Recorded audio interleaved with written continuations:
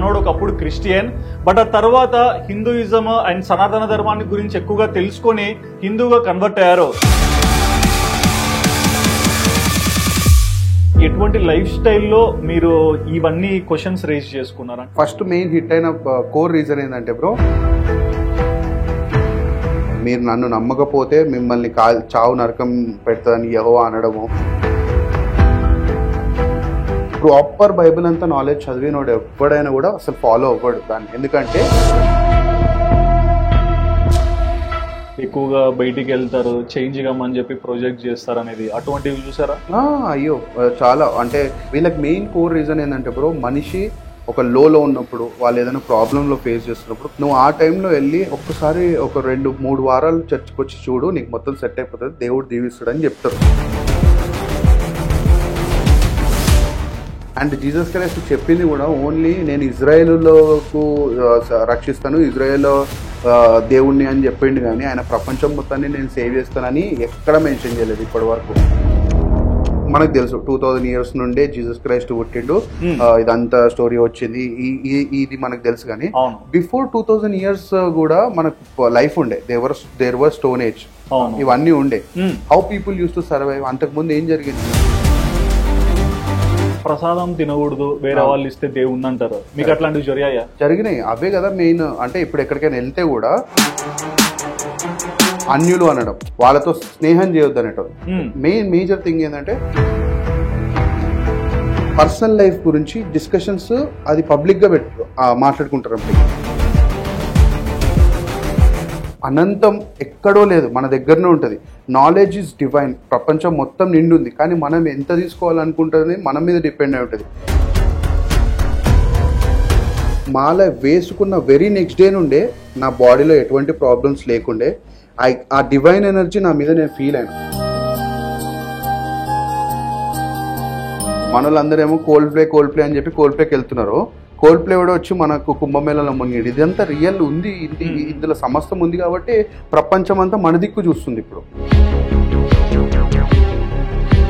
వీళ్ళు ఫోర్స్ఫుల్గా ఇష్టం లేకుండా తీసుకొచ్చి రుద్దాలనుకుంటున్నారు. That need to stop. ఇవాళ నేను మీ ముందరికి ఒక ఇంట్రెస్టింగ్ స్టోరీని తీసుకొచ్చా అండి. బేసిక్గా మనోడు ఒకప్పుడు క్రిస్టియన్, బట్ ఆ తర్వాత హిందూయిజం అండ్ సనాతన ధర్మాన్ని గురించి ఎక్కువగా తెలుసుకొని హిందూగా కన్వర్ట్ అయ్యారు. బట్ ఏంటి ఈయన రీజన్, ఎటువంటి సర్కమ్స్టాన్సెస్ లో ఈయన స్పిరిచువల్ బిలీఫ్ లోకి వచ్చారో ప్రతి ఒక్కటి కూడా మన ముందరున్న గెస్ట్ ప్రభుని అడిగి తెలుసుకుందాం. Hi bro. Hi bro. నమస్తే. ఎలా ఉన్నారు? బాగున్నా బ్రో. యా. సో అంటే మీ గురించి నేను ఇన్స్టా రీల్స్ లో చూసాను, ఒకప్పుడు క్రిస్టియన్ గా ఉండి ఇప్పుడు హిందూగా మారానని చెప్పారు. ఎన్ని ఇయర్స్ క్రిస్టియానిటీలో ఉన్నారు? 23 years వరకు ఉన్నా bro. 23 years? Yes. Okay. So ఏంటంటే ఎటువంటి లైఫ్ స్టైల్లో మీరు ఇవన్నీ క్వశ్చన్స్ రేజ్ చేసుకున్నారు? అంటే దీనిలో ఉండొచ్చా లేదా, దీనిలో ఏం జరుగుతుందని? సో బేసికల్గా నాకు ఫస్ట్ మెయిన్ హిట్ అయిన కోర్ రీజన్ ఏంటంటే బ్రో, నేను మ్యారేజ్ చేసుకుందాం అనుకున్నా, నాకు ఇష్టమైన అమ్మాయిని నేను లవ్ చేసి పెళ్లి చేసుకుందాం అనుకున్నా. ఆమె హిందూ బ్యాక్గ్రౌండ్ నుండి వచ్చిందనమాట. సో నేను క్రిస్టియన్ ఫ్యామిలీ నుండి వచ్చిన.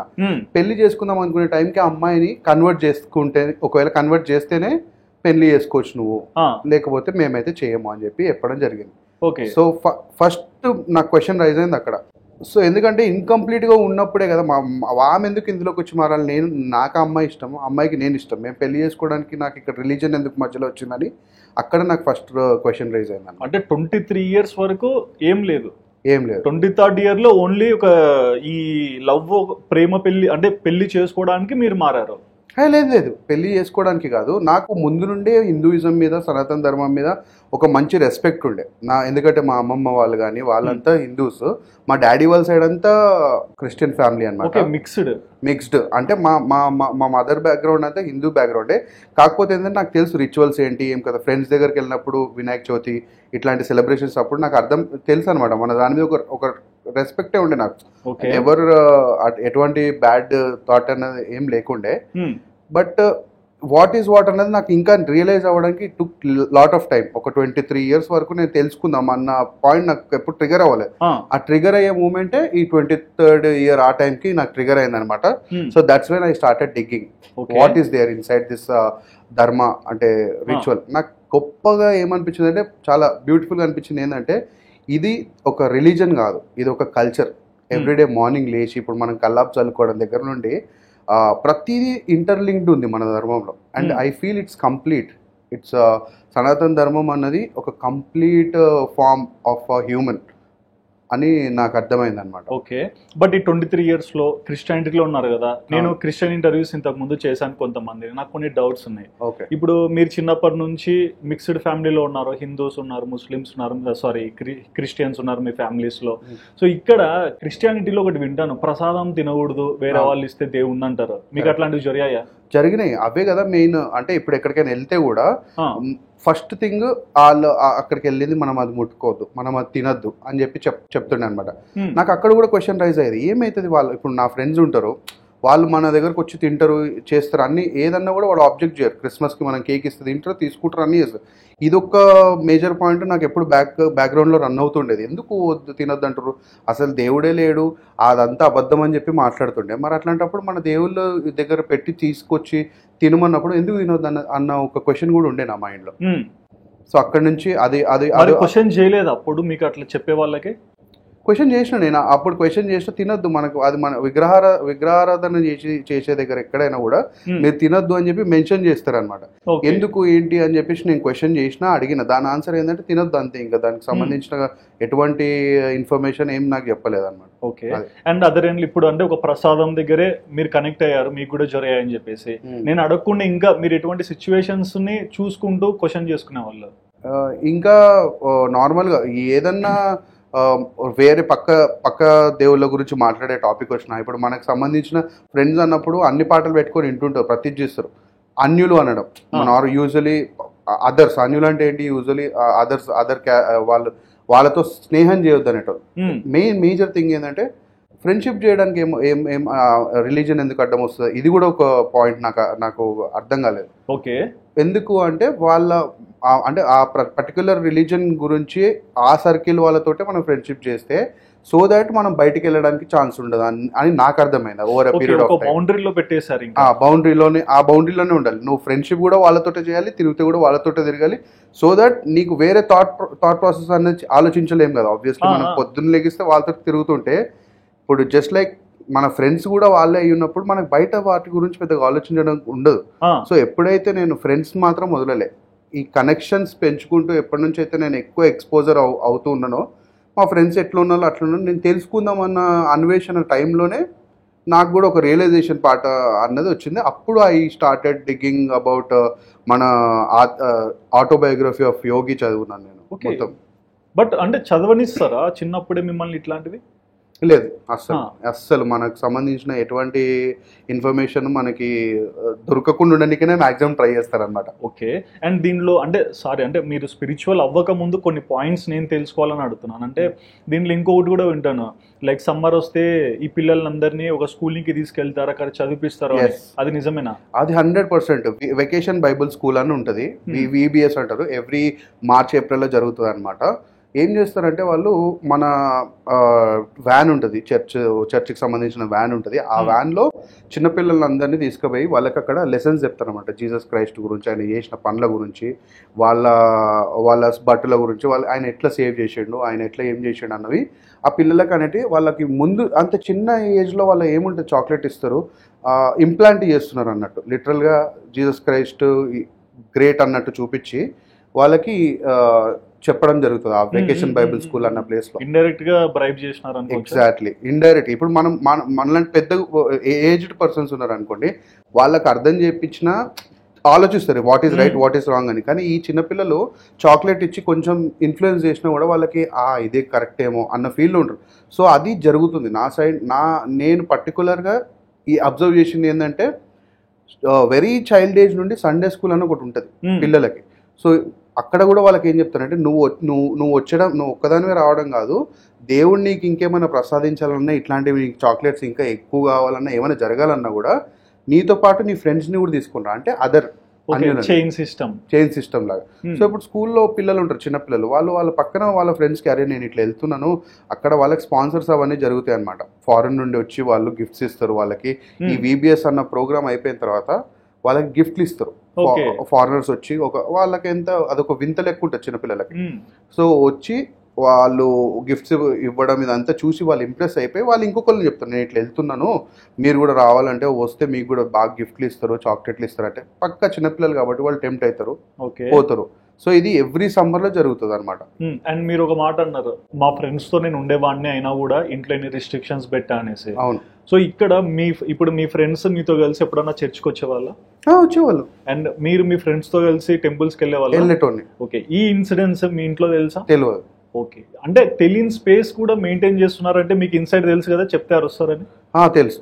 ఓకే, ఖచ్చితంగా. అంటే ఏంటంటే పేరెంట్స్ ఇన్ ద సెన్స్ సొసైటీలో చాలా మంది ఉంటారు, అందరు కలిసిమెలిసి ఉండాలి, కలిసిమెలిసి ఎదగాలనే మాటలు ఎప్పుడు చెప్తారు కదా. సో ఇటువంటి సిచ్యువేషన్స్ మీరు చిన్నతనం నుంచే చూస్తుంటారు కదా, అప్పుడు మీ క్వశ్చన్ ఏంటి? అదే, నేను ఎందుకు పోవద్దు, వాళ్ళు మన దగ్గరకు వస్తున్నారు, వాళ్ళు మన చర్చ్లోకి వచ్చి కంఫర్టబుల్గా ఉంటున్నారు, వాళ్ళు ఏది ఇచ్చినా తీసుకొని తింటున్నారు, నేను ఎందుకు పోవద్దు, నేను దాపెట్టుకొని పోవాల్సిన అవసరం ఏంది? ఒక్కసారి తెలిసింది మా వాళ్ళకి, తెలిసిన తర్వాత అసలు ఫ్రెండ్స్ దగ్గరికే వెళ్ళొద్దు, నువ్వు బయటికే పోవద్దు. లిటరలీ ఇట్స్ కైండ్ ఆఫ్ ఒక ఇంకా లాకప్ లాగా, ఇంట్లోనే ఉండాలి. నువ్వు తిరిగితే వాళ్ళతో తిరిగితే నువ్వు చర్చ్లో ఉండు, పొద్దున్నే సాయంత్రం వరకు ఉండు, అక్కడనే ఉండు, కానీ బయట ఫ్రెండ్స్ తోటి నువ్వు బయటకు వెళ్ళడాలు ఇట్లాంటివి ఏం చెయ్యొద్దు అని చెప్పి వాళ్ళు చెప్పడం జరిగింది. మరి ఇలాంటి ఒక లైఫ్ స్టైల్లో అంటే చిన్నప్పటి నుంచి ఫ్యామిలీ ఏంటి, ఆర్గనైజేషన్ ఏంటి, మనం ఏ కాంపౌండ్ లో ఉన్నామో మనం ఏం చేయాలనేది మీకు అర్థమైంది కదా. మరి ఎక్కడ మీరు ఇంకొక రిలీజియన్ అమ్మాయి కనెక్ట్ అయ్యారు? అంటే హిందూయిజం ఇట్లా వద్దు అని ఇంట్లో ప్రెషర్ చేశారన్నారు. మరి హిందూ అమ్మాయిని ప్రేమిస్తా అన్నప్పుడు కూడా మీకు ట్రిగర్ అయి ఉంటుంది కదా, మళ్ళీ ఇది ఒక ఫ్యూచర్ కొలాటరల్ డ్యామేజ్ లాగా. సో ఎట్లా కనెక్ట్ చేశారు? అది నా పర్సనల్ గా నాకు ఎటువంటి ప్రాబ్లం లేదు. వాళ్ళు చెప్పడమే జరుగుతుంది కానీ ఇక్కడ చెప్పడం ఓకే, ఇది ప్రేమ, పెళ్లి, ఇల్లు కనెక్షన్ వస్తుంది కదా, మళ్ళీ ఇంట్లోకి వస్తారు కదా, వస్తుంది. Then how do you manage? So అదే చెప్తున్నప్పుడు నేను పర్సనల్గా నాకేం ప్రాబ్లం లేకుండా, ఆమె ఏ రిలీజన్లో ఉన్నా ఎటువైనా నాకు ప్రాబ్లం. అమ్మాయి నాకు నచ్చింది, నేను పెళ్లి చేసుకుని ఆమెతో ఉందాం అనుకుంటున్నా. So end of the day నేను వాళ్ళని కన్విన్స్ చేస్తాను, ఆమెకి ఇష్టం ఉన్న రిలీజన్లోనే ఆమె ఉండని, నేను నాకు నచ్చినట్టు నేను ఉంటాను. ఎందుకంటే నేను బేసికలీ నేను ఫస్ట్ థింగ్ బయట విషయాలను పక్కన పెడితే ప్రాక్టికల్ థింగ్స్ మీద బిలీవ్ చేస్తాను అనమాట. సో ఎట్లా మాది కూడా మిక్స్డ్ ఫ్యామిలీయే, సరే వచ్చినా కూడా ఈమె కూడా బాగానే ఉంటుంది, కంఫర్టబుల్గా ఉంటుంది అనుకున్నా. Over a period of time మా ఇంట్లో వాళ్ళకైనా బయట చూసేటోళ్ళకి ప్రాబ్లం ఎక్కువ అయిపోయింది అనమాట. ఏంది హిందూని తెచ్చుకొని పెట్టుకుండు, మీరు అడగరా, మీరు చెప్పరా, తీసుకురావాలి తనని ఎవ్రీ వీక్ మీరు తీసుకొచ్చి చర్చ్లో కూర్చోబెట్టాలి అంటే కైండ్ ఆఫ్ ఆ అమ్మాయిని కూడా బ్రెయిన్ వాష్ చేద్దామా అన్న ఒక పాయింట్ ఆఫ్ వ్యూలో మాట్లాడుతుండే. మా ఇంట్లో వాళ్ళకి ప్రాబ్లం ఎప్పుడు లేకుండే, బయట వాళ్ళు ఆ అమ్మాయిని తీసుకొచ్చి కూర్చోబెట్టరా మీరు, ఆమెను మెల్లమెల్లగా మీరు కూడా అలవాటు చేయండి, ఆమెకి కొంచెం ఒక 2-3 వారాలు వచ్చిందంటే ఆమెకు కూడా అలవాటు అయిపోతుంది. సో ఇది కాన్స్టెంట్గా నేను వినడం నాకు ఇంకా చాలా, అంటే ఆమెను ఎందుకు ఇబ్బంది పెట్టాలని, మన ఇప్పుడు మీరు ఉన్నారు ఓకే ఫైన్, ఆమె కంఫర్ట్, ఆమె ఇష్టం ఉన్నట్టు ఆమె ఉండొచ్చు అని నేను 2-3 సార్లు గొడవ పడడం జరిగింది, మా వాళ్ళకి చెప్పడం జరిగింది. మా వాళ్ళు ఎప్పుడో ప్రెషర్ చేయలేదు, కానీ బయట వాళ్ళ వల్ల ఇదేమైనా ప్రాబ్లం అవుతుందేమో అని చెప్పి నాకు అర్థమైంది అనమాట. ఓకే, మరి మ్యారేజ్ అప్పుడు మీరు అన్నారు కదా అమ్మాయి మారాలి అది ఇది అని, అంటే ప్రెషర్ చేశారనేసి, మరి ఎట్లా కన్విన్స్ చేశారు? ఇంకా నేను వాళ్ళని ఏం కన్విన్స్ చేయలేదు, వాళ్ళు కన్విన్స్ చేసినా వినేటట్టు లేకుండే అనమాట.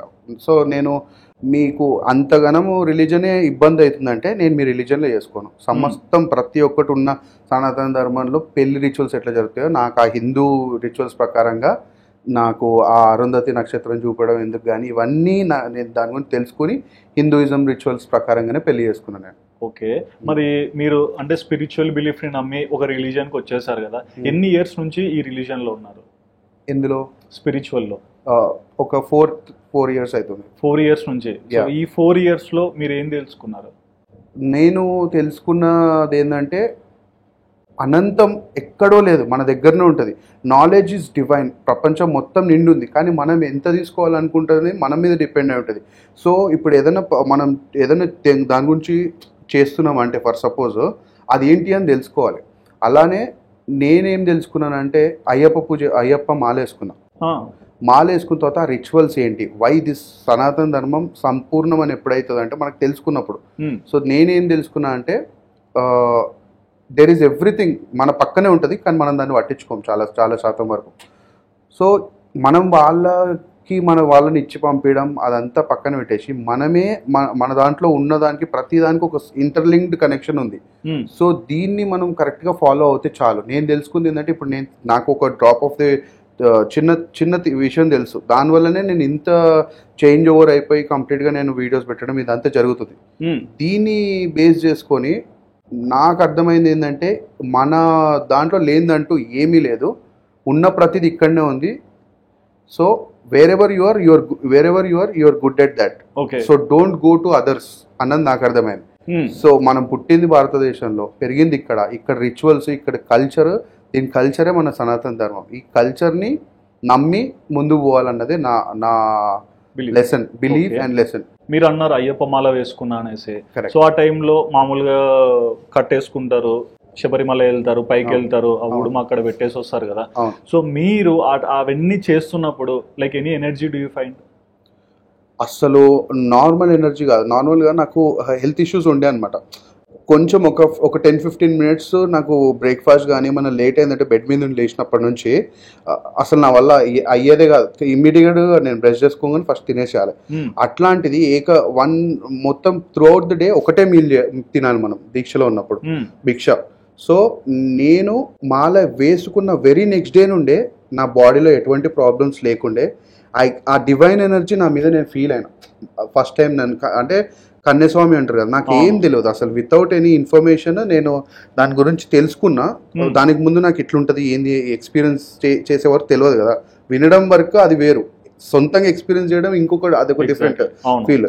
సో అయ్యప్ప గురించి తెలుసు నాకు, ఆయన ఏంది, ఆయన మహిమలు ఏంది అన్నీ నాకు తెలుసు. కానీ ఎక్స్పీరియన్స్ చేయాలన్న ఫీల్డ్లో నేను కన్యస్వామి అంటే ఇంకా కొంచెం ఎక్స్ట్రా ఉంటుంది. ఎందుకంటే ఆ స్టోరీ నాకు చాలా ఇష్టం అనమాట, ఎందుకోసం కన్యస్వాములు అక్కడికి వెళ్తారు, అదేదో ఎక్స్పీరియన్స్ చేయాలి నేను అని చెప్పి ఖచ్చితంగా ఓవర్ నైట్ నేను ఇట్లా అనుకుంటే ఇంకా ఖచ్చితంగా పిలుచుకుంటాడు ఆయన. నన్ను పిక్ చేసి ఆయన పిలుచుకోవడం జరిగింది. నేను ఆ డివైన్ ఎనర్జీని లిటరల్గా ఫీల్ అయినా. 41 days దీక్ష ఏదైతే ఉంటుందో అది ఫీల్ అయినా. నేను వన్ మీల్ తింటున్నంటే మా ఇంట్లో వాళ్ళందరూ షాక్. ఫస్ట్ ఆఫ్ ఆల్ అసలు ఎట్లా ఉంటుండు వీడు అని చెప్పి నాకు కూడా తెలియదు. ఆ 41 days ఆ మహిమలు, ఆ పూజలు, అది ఆ ఫీలే వేరు. సో అది నేను ఫీల్ అయినా. అండ్ నేను నార్మల్గానే చూస్తే ఇప్పుడు కొంచెం హెఫ్టీగానే ఉన్నా కదా, వాకింగ్ నాకు ఏం అలవాట్లేదు, పెద్దగా చేసేటోని కాదు. నా రెగ్యులర్ లైఫ్ స్టోరీ వేరేగా ఉండే ఇంతకుముందు. సో వాకింగ్ లేదు, ఏం లేదు. అసలు నేను కొండ ఎట్లా ఎక్కుతాను అన్న ఒక పెద్ద క్వశ్చన్ మార్క్ ఉండే నా మైండ్లో. ఓకే, దాని గురించి ఇంకా చెప్పడం కూడా పక్క నుండి ఎట్లా చెప్తారంటే, అరే నువ్వు ఎట్లా ఫస్ట్ ప్రాక్టీస్ చేయి అంటారు.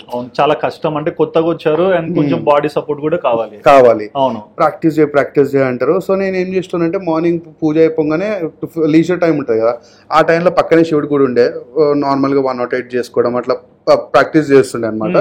నాకు కూడా అనిపించింది అసలు అంత అంటే 9 kilometers స్ట్రెచ్ మీద నడవాలి అండ్ నార్మల్గా ఉండదు అని చెప్తున్నారు. అవుతుందా అని ఒక అంటే ఇవన్నీ చూసిన తర్వాత నాకు ఒక బిలీవ్ అయితే వచ్చింది. కానీ లెట్స్ సీ అన్నట్టు నేను అనుకున్నా. వన్స్ నేను అక్కడ పంబలో మునిగిన తర్వాత ఏదైతే ఫీలింగ్ నాకు అంటే it's like a second life for me. మునిగిన తర్వాత అరే this is what I missed, ఇన్ని సంవత్సరాలు 23 years I missed this beautiful feel అని చెప్పి I fell like something went out from my body అప్పుడే మునగంగానే. అండ్ దెన్ ఒక తెలియని ఎనర్జీ, నేను పంబలో మునిగిన తర్వాత ఒక తెలియని ఎనర్జీ నన్ను పుష్ చేస్తున్న ఫీల్ నాకు.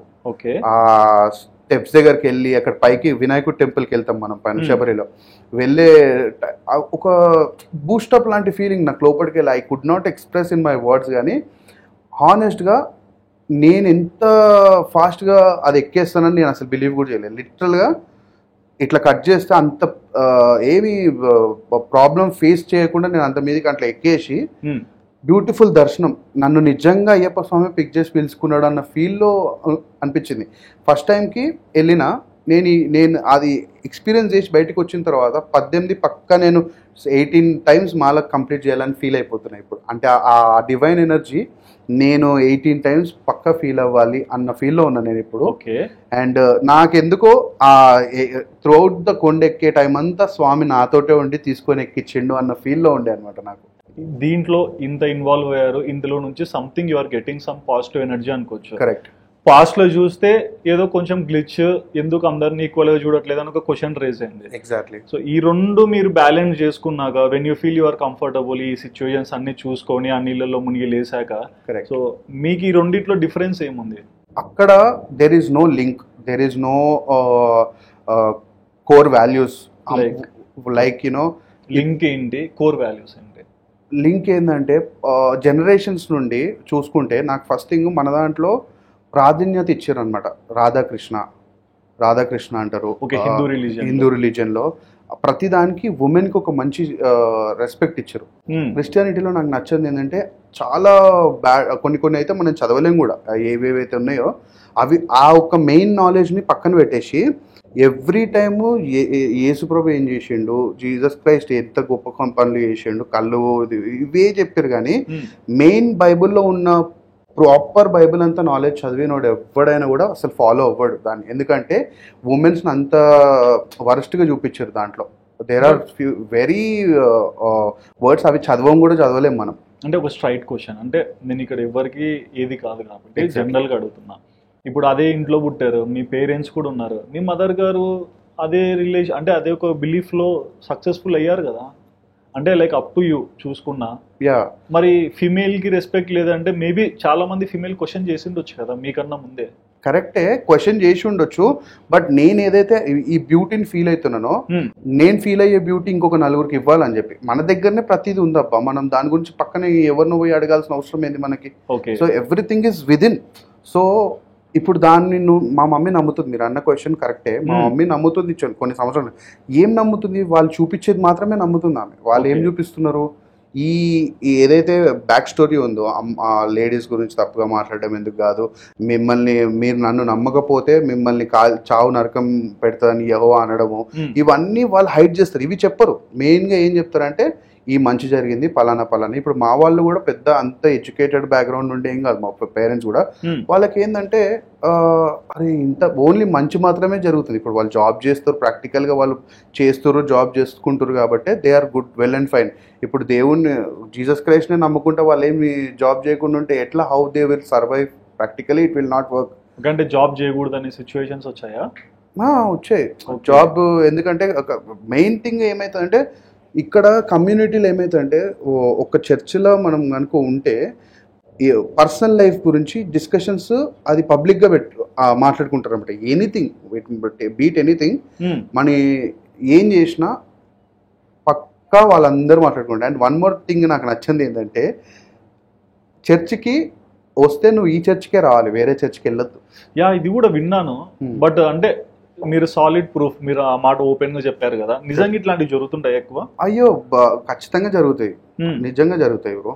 ఎందుకంటే వాళ్ళ చర్చికి వెళ్ళకుండా వేరే చర్చికి వెళ్ళినని తెలిసినా కూడా దాని గురించి మళ్ళీ ఒక డిబేట్, ఒక మీటింగ్, ఎందుకు నువ్వు వాడికి పోయినావు అని చెప్పేసి.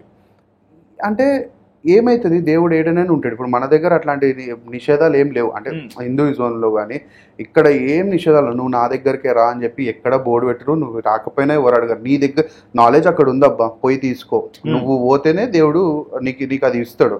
నీ అంత నువ్వు పోతావు, మొక్కుతావు, నీకు ఏం కావాలో అడిగి తీసుకొని వస్తావు. కానీ ఇక్కడ అట్లా కాదు, నువ్వు వెళ్ళొద్దు. వేరే దగ్గరికి వెళ్ళినావు అంటే మళ్ళీ ఇక్కడ రావద్దు. ఓకే, అది కూడా వన్ ఆఫ్ ద పాయింట్ నాకు అస్సలు నచ్చింది. యా. అండ్ సనాతన ధర్మం అంటే మీ లైక్ ఇన్స్టా స్టేటస్ కూడా చూసాను నేను. Once upon a time Christian, now I know the power of సనాతన ధర్మం అని పెట్టారు కదా. సో ఏంటి అంటే ఈ పవర్ ఏంటి, మీరు ఏం తెలుసుకున్నారు సనాతన ధర్మం గురించి? సనాతన ధర్మం అంటే it's a culture of our entire human. ఇందులో సమస్తం ఉంది. వీళ్ళు వాళ్ళు మా వాళ్ళు కాదు, మీ వాళ్ళు అని ఎక్కడ ఇప్పటి వరకు మన స్క్రిప్చర్స్లో కానీ ఎక్కడ మెన్షన్ చేయలేదు. This is life, this is completely life. The way you live, పొద్దున్న లేచినప్పటి నుంచి సాయంత్రం పడుకునే వరకు ఎవ్రీథింగ్ ఈజ్ దేర్ అని చెప్పేసి నేను తెలుసుకున్నా. Why? Because I felt it పర్సనల్గా. నేను దాన్ని ఎక్స్పీరియన్స్ చేయడము, ఆ డివైనిటీ నాలెడ్జ్ని నేను అక్వైర్ చేయడం బట్టి I felt it. And one more reason ఏంటంటే body and soul, they are both of them are different. And every person, every unique person has their aura. So ఆ ఆరా ఎంత spread అవుతుంది, ఎంతవరకు ఉంటుంది అన్నది మన మీద ఉంటుంది. So practice makes man perfect అని ఎట్లా అంటారో అట్లా, if you practice doing kriya అంటే it's like a set of yoga. So if you practice doing kriya, so you will go to the moksha marga, like enlightenment. So 7 chakras మన బాడీలో ఉంటాయి, అవన్నీ యాక్టివేట్ చేసుకోగలిగితేనే you will get a moksha marga. So this is the సంపూర్ణం. So I felt this is complete circle of life. So that's why నేను సనాతన ధర్మం is complete అని చెప్పి I started believing. Okay. And ఇప్పుడు రీసెంట్గా చూసుకుంటే కూడా చాలా మంది ఫారిన్ కంట్రీస్ నుండి వచ్చి మన కుంభమేళలో డిగ్ అవ్వడం ఇవన్నీ ఎందుకోసం జరుగుతున్నాయి, they got to know that this is what life is. అందుకే జాన్సేనా కానీ మంచి మంచి గొప్ప గొప్ప వాళ్ళు కోల్డ్ ప్లేలో ప్లే చేసేట్టు అందరు మనోళ్ళు ఏమో, నేను రీసెంట్గా ఒక రీల్ కూడా చూసిన, మనోళ్ళు అందరూ ఏమో కోల్డ్ ప్లే అని చెప్పి కోల్డ్ ప్లేకి వెళ్తున్నారు, కోల్డ్ ప్లే కూడా వచ్చి మనకు కుంభమేళలో మునిగాడు. ఇదంతా రియల్ ఉంది, ఇందులో సమస్తం ఉంది కాబట్టి ప్రపంచం అంతా మన దిక్కు చూస్తుంది ఇప్పుడు. అండ్ సముద్ర మంతనము అదంతా తెలియాలి చాలా మందికి. నేను ఏదైతే ఎక్స్పీరియన్స్ చేసినానో నా లెక్క ఇంకొక నలుగురికి తెలియాలి. ఉట్టిగా అయితే లేదు, వరల్డ్స్ బిగ్గెస్ట్ గ్యాదరింగ్ ఇది. ఓకే, ఇంత గ్యాదరింగ్ ప్రపంచం అంతా సెలబ్రేట్ చేస్తారు. మన వాళ్ళు ఇక్కడ ఉన్న వాళ్ళకి వాట్ ఎగ్జాక్ట్లీ సముద్రం మంతం అన్న తెలియదు. దేవతలు అసురులు పాములాగా ఇట్లా లాగడం ఏంది ఇవన్నీ తెలుసుకుంటే మనకి ఇంకొకరి దగ్గరికి వెళ్ళాల్సిన అవసరం లేదు. Basically is what I feel. నేను తెలుసుకున్నా, ఎక్స్పీరియన్స్ చేస్తున్నా, లోపటి నుండి ఐ వాజ్ నాట్ హ్యాపీ. ఏదో తెలియని ఒక వెళుతుండే నాకు లోపల, ఇన్కంప్లీట్నెస్, అరే ఏంటి ఈ ఒక ఇన్సెక్యూరిటీ. ఎవరితోటన్నా నేను ఓపెన్గా మాట్లాడలేను, ఎక్కువ ఎక్స్పోజ్ అవ్వకపోతుండే. అండ్ అట్లా ఉన్న నేను ఎప్పటి నుంచి అయితే once I got to know this dharma and about this, నేను ఎక్స్ప్లోర్ అయిపోతున్నా. I want to share what I felt, the real joy and happiness within me. నేను నాతో పాటు ఇంకొక నలుగురికి కూడా షేర్ చేయాలన్న తపన. అండ్ మీకు లోపటి నుండి కూడా I'm happy. That's the reason that I believe this is something every one should know. Okay. And మీరు ఇంకా ఎక్స్పీరియన్స్ అయినా అంటే ఎక్కడన్నా స్పిరిచువల్ ప్లేసెస్ కి ఇప్పుడు వెళ్ళారా? అంటే లైక్ ఇప్పుడు అయ్యప్ప స్వామి దీక్ష తీసుకున్నారు, అట్లా ఇంకేమన్నా చూసారా? నేను అయ్యప్ప దీక్ష టైంలోనే ఇది చెప్తా, బ్యూటిఫుల్ అది.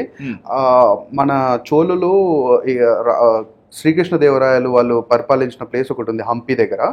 అక్కడికి వెళ్ళిన నేను. అసలు వాట్ ఈస్ దేర్ హిస్టరీ గురించి తెలుసుకోవడం నాకు చాలా ఇంట్రెస్ట్ అనమాట. That made me this today.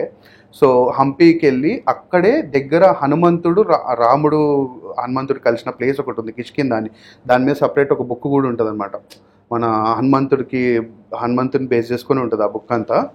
So అక్కడ ఆ ప్లేస్కి వెళ్ళాలని చెప్పి నేను మాలలో ఫస్ట్ టైం కన్యస్వామిగా ఉంటే మా గురుస్వామిని అడిగి ఆయన పర్మిషన్ తీసుకొని సార్ ఇట్లా వెళ్దాం, నేను ఏమున్నా కూడా ఈ టైంలోనే నేను ఎక్స్పీరియన్స్ చేయాలి, వాట్ ఎగ్జాక్ట్లీ అబౌట్ అవర్ ధర్మ నేను చూడాలి అని చెప్పేసి అక్కడికి వెళ్ళిన హంపీకి. వెళ్ళిన తర్వాత అంజనాద్రి బెట్ట అని ఒకటి ఉంటుంది అక్కడ, కొండ, హనుమంతుడి కొండ. అది కూడా ఒక బ్యూటిఫుల్ ఎక్స్పీరియన్స్. నేను మీకు చెప్పాలి. నాతో పాటు మొత్తం 4 మెంబర్స్ వచ్చి మేము 4 మెంబర్స్ వెళ్ళాము. నేను కొంచెం వెయిట్ ఎక్కువ ఉండడం వల్ల మళ్ళీ సేమ్ ప్రాబ్లం, ఎక్కలేకపోతున్నా. వాళ్ళందరూ నాకన్నా ముందే వెళ్ళిపోయారు, నాకన్నా ముందే వాళ్ళు ఎక్కేసారు. నేను మెల్లగా అట్లా పడి మొత్తానికైతే క్లైమ్ చేసేసి పైకి ఎక్కేసి వాళ్ళు దర్శనం చేసుకొని బయటకు వచ్చేసి ఫోటోలు దిగుతున్నారు. నేను కరెక్ట్గా దేవుడు గర్భగుడి దగ్గరికి వెళ్ళే టైంకి లైన్లో నేను ఫస్ట్ పర్సన్ మాల వేసుకొని ఉన్నా. నేను అయ్యా దేవుడా ఏంది, నేను ఇట్లాంటి సిచ్యువేషన్లో నన్ను నీ ప్లేస్కి తీసుకొచ్చినావు. నేను చూసిన రాముడు హనుమంతుడు కలిసిన ప్లేసెస్, వాలి సుగ్రీవుడు వీళ్ళంతా చూసి నేను ఆ హ్యాపీనెస్ని ఫీల్ అయ్యే గ్యాప్లో ఇట్లా దగ్గరికి వెళ్తే కట్ చేస్తే ముంగట దేవుడు ఉన్నాడు. గర్భగుడిలో ఫస్ట్ పర్సన్ నేనే. అందరికీ 1 minute 1.5 minute ఉంటుంది అనమాట దర్శనం పీరియడ్. లిటరల్గా 15-20 minutes నేను ఆ ప్లేస్లో ఉన్నా. లిటరలీ ఆ డివైన్ ఎనర్జీ నేను అక్కడ ఫీల్ అయినా అనమాట. నాకు ఈ గూస్ బంప్స్ వస్తాయంటారు కదా, అట్లా గూస్ బంప్స్ వచ్చి హ్యాపీనెస్ నాకు అవ్వలేదు. లిటరలీ నాకు రామాయణం జరిగిన ప్లేస్లో నేను ఉన్నాను, this is the real life అని చెప్పేసి ఐ ఫెల్ట్ సో హ్యాపీ. నాకు ఏడుపు వచ్చేసింది. అరే నన్ను పిలుచుకున్నాం అంటే నేను చూస్ చేసుకోలేదు, దేవుడు నన్ను చూస్ చేసాడు. He picked me. ఆయన పిక్ చేసి నన్ను పిలుచుకున్నాడు. ఆయన నాతో పాటు వచ్చిన 3 నాకు జరిగిన దర్శనం జరగలేదు, వాళ్ళు నాతో పాటు వచ్చారు. వాళ్ళు వచ్చి జస్ట్ అందరిలాగానే ఇట్లా చూసుకున్నారు. కరెక్ట్ నన్ను పిక్ చేసుకున్నాడు, ఆడ కూర్చోబెట్టి లిటరల్గా నేను ఒక 15-20 minutes దర్శనం అట్లా చూస్తా ఉన్నా. అలంకరిస్తున్నాడు స్వామిని. అప్పుడు నేను అట్లా ఆంజనేయ స్వామిని చూస్తూ ఏవా నువ్వు నన్ను చూస్ చేసుకున్నావా అని చెప్పి ఆ హ్యాపీనెస్ ఫీల్ అయినా నేను. That's one of the beautiful experience of my life. మీరు క్రిస్టియానిటీలో ఉన్నప్పుడు లైక్ మీకు ఏమైనా క్వశ్చన్స్ వచ్చేటివి? అంటే నేను జనరల్గా బయట వింటుంటాను, సో జీసస్ మీద కూడా చాలా క్వశ్చన్స్ కొంతమంది రేజ్ చేస్తుంటారు. సో మీరు ఇండివిజువల్గా సెల్ఫ్గా ఏమైనా క్వశ్చన్స్ కానీ ఆయన గురించి ఏమైనా తెలుసుకోవాలని ట్రై చేశారా? ట్రై చేసిన బ్రో. యాక్చువల్ మనకి ఇప్పుడు బైబిల్లో జీసస్ క్రైస్ట్ 13 years ఉంటాడు. ఫస్ట్ చిన్నప్పటి నుంచి ఒక 12 years ఆ ఏజ్ పీరియడ్ వరకు ఉంటాడు. మళ్ళీ డైరెక్ట్ కట్ చేస్తే సిల్వేసే టైంకి ఉంటాడు. ఒక 13 years ఆయన అసలు ఏడి పోయింది అనేది ఇప్పటి వరకు ఎవరికి తెలియదు. ఒక పెద్ద క్వశ్చన్ మార్క్. నాకు ఆ క్వశ్చన్ మార్క్ నాకు కూడా ఉండే. సో ఆ అన్వేషణ అది నేను ఏదైతే డిగ్ చేసే టైంలో నాకు అర్థమైనంత వరకు నేను అర్థం చేసుకుంది ఏంటంటే జీసస్ క్రైస్ట్ మన ఇండియాకే వచ్చి ఉంటాడు నాలెడ్జ్ అక్వైర్ చేసుకోవడానికి అని నేను అనుకున్నా. And there is a book the last 13 years of Jesus Christ అని చెప్పేసి దాంట్లో కూడా మెన్షన్ చేసి ఉంటుంది what he has done in that 13 years అని చెప్పి. He has come to our rishis and మన హిమాలయస్కి వచ్చిండు, ఇక్కడ స్టే చేసిండు, ఇక్కడ ఉన్న వాళ్ళ దగ్గర నుండే నేర్చుకుండు. And he got to know about mudras. ఇట్లా పెట్టి ఉంటుంది జీసస్ క్రైస్ట్ దాంట్లో. That's one of the mudra. So ఆయన వచ్చి ఇక్కడ నుంచే నాలెడ్జ్ అక్వైర్ చేసుకొని he went to that place. And Jesus Christ చెప్పింది కూడా ఓన్లీ నేను ఇజ్రాయేలుకు రక్షిస్తాను, ఇజ్రాయేల్ దేవుణ్ణి అని చెప్పిండు, కానీ ఆయన ప్రపంచం మొత్తాన్ని నేను సేవ్ చేస్తానని ఎక్కడ మెన్షన్ చేయలేదు ఇప్పటి వరకు. వాళ్ళ డిసైపుల్స్ 12 members ఉన్నారు. ఆ 12 members ఆయన చెప్పుకొచ్చిండు ఆయన చేసే పనులు. వాళ్ళ దగ్గర నుండి చూసారు కాబట్టి ఆయన చేసే పనులు ఆయన వాళ్ళకి చెప్పుకొచ్చిండు. ఆ 12 members కూడా ఒక్కొక్కళ్ళు ఒక్కొక్క విధంగా అర్థం చేసుకోరు. ఇందులోనే డైవర్షన్స్ వీళ్ళకి. ప్రొటెస్టెంట్స్ అంటారు, క్యాథలిక్స్ అంటారు, రోమన్స్, అంత డిఫరెంట్ మళ్ళీ హెబ్రోన్స్ అంటారు. ఉన్న క్రిస్టియానిటీలని దాన్నే తిప్పి వేరే విధంగా వీళ్ళు ఈ 12 మంది శిష్యులు పోయి చెప్పడం జరిగింది. దాన్ని స్ప్రెడ్ చేస్తారు. కరెక్ట్ కోర్ రీజన్ ఏంటి, where did this come from అన్నది కన్క్లూజన్ దొరకలేదు.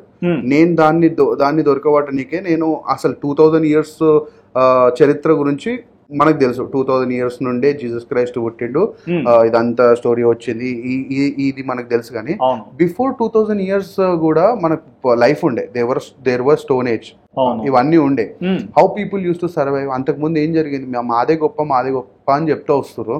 మరి మనది లీస్ట్ చూసుకున్నా కూడా కార్బన్ డేటింగ్ చేస్తే ద్వారకా నగరం 5000 years ago అని చెప్పి కనిపిస్తుంది.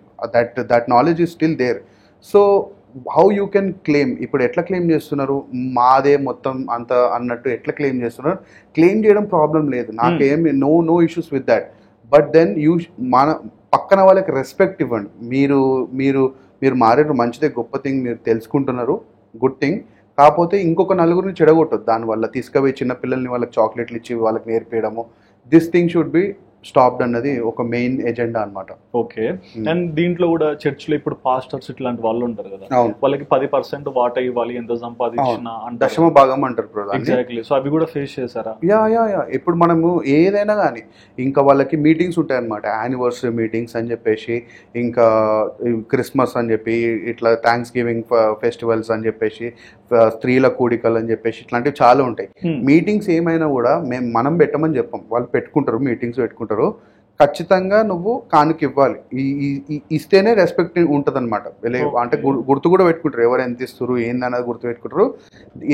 నీకు వచ్చిన 100 రూపాయలు వచ్చింది అనుకో, దాంట్లో 10% అంటే దశమ భాగము మనం ఇస్తే దేవుడు మనల్ని దీవిస్తాడని చెప్తారు అనమాట. సో ఖచ్చితంగా ఎవ్రీ సండే ఒక 2 to 3 సర్వీసెస్ ఉంటాయి, పొద్దు నుండి సాయంత్రం వరకు. ఈ 3 సర్వీసులల్లో ప్రతి ఒక్కళ్ళు వచ్చి దశమ భాగం ఇవ్వాల్సిందే మ్యాండేటరీ పాయింట్ లాగా పెట్టుకున్నా కూడా, it's more than religion, it's like a making business out of it. Religion నేను ఖచ్చితంగా ఏం అంటలేదు, కాకపోతే ఈ ఉన్నవాడు ఇస్తాడు, లేనివాడు ఇయ్యడు. ఇవ్వాలి అన్నది ఖచ్చితమైన రూల్ పెట్టి అడగడం is not correct, is what I feel. కొన్ని వింటాము, ఎక్కువగా బయటికి వెళ్తారు, చేంజ్ కమ్మని చెప్పి ప్రొజెక్ట్ చేస్తారు అనేది, అటువంటివి చూసారా? అయ్యో చాలా. అంటే వీళ్ళకి మెయిన్ కోర్ రీజన్ ఏంటంటే బ్రో, మనిషి ఒక లోలో ఉన్నప్పుడు, వాళ్ళు ఏదైనా ప్రాబ్లంలో ఫేస్ చేస్తున్నప్పుడు ఖచ్చితంగా వాళ్ళ మైండ్ సెట్ వీక్గానే ఉంటుంది. నువ్వు ఆ టైంలో వెళ్ళి ఒక్కసారి ఒక 2-3 వారాలు చర్చ్కి వచ్చి చూడు, నీకు మొత్తం సెట్ అయిపోతుంది, దేవుడు దీవిస్తాడని చెప్తారు. అట్లా ఇన్ఫ్లుయెన్స్ చేసి ఫస్ట్ మెయిన్ టార్గెట్ ఉమెన్. ఎందుకంటే వాళ్ళు ఇంట్లో ఉంటారు, వాళ్ళు మెంటల్గా వాళ్ళకి చాలా ప్రెషర్స్ ఉంటాయి, వాళ్ళకి మెంటలీ కూడా కొంచెం వీక్ ఉంటారు. అంటే సో అట్లాంటి వాళ్ళని ఇన్ఫ్లుయెన్సెస్. అండ్ తర్వాత వన్స్ ఎప్పుడైతే ఉమెన్ ఇన్ఫ్లుయెన్స్ అవుతుందో, హస్బెండ్కి ఫస్ట్ టైం వెళ్ళిందంటే హస్బెండ్కి చెప్పకుండానే పోయి వస్తుంది, ఆమె పోతుంది, అక్కడ ఏదో చూస్తుంది, ఆ సిచ్యువేషన్లో ఏదో నైస్ మూమెంట్ ఒకటి ఉంటుంది, ఇది మా దేవుడు ఇచ్చి, అంటే కైండ్ ఆఫ్ నువ్వు రావడం వల్లే నీకు ఈ మంచి జరిగిందని చెప్పి ఫస్ట్ ఆమెను కన్వర్ట్ చేస్తారు. ఇంట్లో డామినేషన్ మ్యాక్సిమం లేడీస్దే ఉంటుంది కాబట్టి ఆమె వెళ్ళి వాళ్ళ హస్బెండ్కి చెప్తారు. ఇట్లా ఫ్యామిలీని కన్వర్ట్ చేస్తున్నారు అనమాట. They are starting with one person and then అది కౌంట్లెస్గా పోతుంది. నేను అట్లా చాలా ఇన్సిడెంట్స్ చూసిన, అది కరెక్ట్ కాదు ఇప్పుడు. అండ్ మేజర్గా మీరు ఇందాక అడిగినట్టు మన ధర్మంలో నీకు అన్నిటికన్నా నచ్చింది ఏంది అంటే అని మీరు అడిగారు. నాకు అనిపించేది ఏంటంటే నాకు నచ్చింది సమస్తం దీంట్లో ఉండడం నచ్చింది. అండ్ ఇప్పటి వరకు నేను ఎక్కడ కూడా ఒక్క హిందూ కూడా మీరు మా దాంట్లోకి మారండి అని అడిగింది చూడలే ఇప్పటిదాకా. ఎక్కడ ఎవ్వరు ఏ పర్సన్ కూడా సనాతనంలో ఉన్నవాళ్ళు మీరు మా దాంట్లోకి రండి, మీరు మమ్మల్ని నమ్మండి అని ఇప్పటి వరకు చెప్పింది లేని ఎక్కడ వినలేదు, చూడలేదు కూడా. ఎందుకు వీళ్ళు ఇట్లా చేస్తున్నారు అన్న దగ్గర కూడా నాకు ఒక క్వశ్చన్ లాగా రైజ్ అయింది. వీళ్ళు ఫోర్స్ఫుల్గా ఇష్టం లేకుండా తీసుకొచ్చి రుద్దాలనుకుంటున్నారు. That need to stop basically. అది కూడా one of the thing. So మొత్తంగా ఒక క్రిస్టియానిటీ రిలీజన్లో ఉన్నారు, తర్వాత హిందూ ధర్మాన్ని నమ్మారు, but anything is up to you. మీ బిలీఫ్ అనేది మీరు ప్రొజెక్ట్ చేయాలనుకున్నారు. సో ఈ జర్నీలో మీరు చాలా మిరాకిల్ చూసి ఉంటారు, మేబీ అప్స్ అండ్ డౌన్స్ ఎన్నో జరిగి ఉండొచ్చు. సో మీ మెయిన్ అజెండా ఏంటి? నా main agenda what I have experienced. నేను ఏదైతే ఎక్స్పీరియన్స్ చేసినానో ఇంకొక మన దగ్గరున్న మన వాళ్ళకి తెలియాలి. అంటే తెలుసుకొని నా లెక్క ఇంకెవ్వరు కావద్దు. అంటే నాకు ఏదైతే జరిగిందో కన్వర్షన్, అంటే మా జనరేషన్స్ ఫస్ట్ నుండి మొత్తం పుట్టుపూర్వకుల నుండి ఎవ్వరు లేరు. నాకు ఏదైతే కన్వర్షన్ జరిగిందో అట్లాంటి కన్వర్షన్స్ వేరే వాళ్ళకి జరగొద్దు. అంటే ఎవ్రీథింగ్ ఈజ్ మన కళ్ళ ముందే ఉన్నది, డివైనిటీ కానీ ధర్మం కానీ, నువ్వు ఏది చూస్తున్నావు అని. సో నాకు జరిగింది ఇంకొక నలుగురికి జరగొద్దు అన్నది నా ఎజెండా బ్రో. సో అది మెయిన్ థింగ్. అండ్ పిల్లల్ని ఇప్పుడు మనకు అంతగా పిల్లలకి ఏమైనా నేర్పించాలనుకుంటే వాళ్ళని సంగీతం క్లాసులకు, వాళ్ళ ఇంట్రెస్ట్కి ఏదైతే ఉంటుందో పెయింటింగ్స్ కానీ, వాళ్ళు ఏది ఇంట్రెస్ట్ ఉంటుందో అది సమ్మర్లో వాళ్ళకి నేర్పించవచ్చు.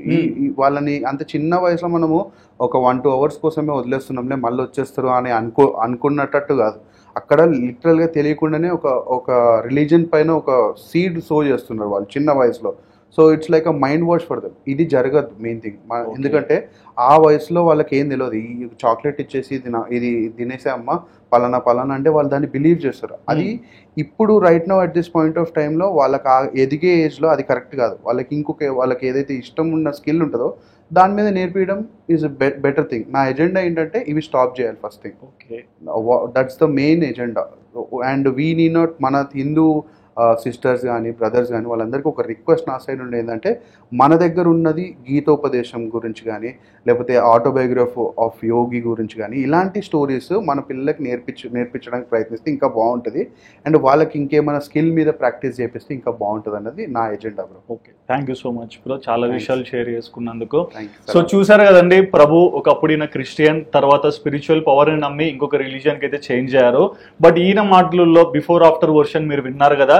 సో మీకేమనిపించింది? మీ హానెస్ట్ ఒపీనియన్ తప్పకుండా కమెంట్ సెక్షన్లో మెన్షన్ చేయండి.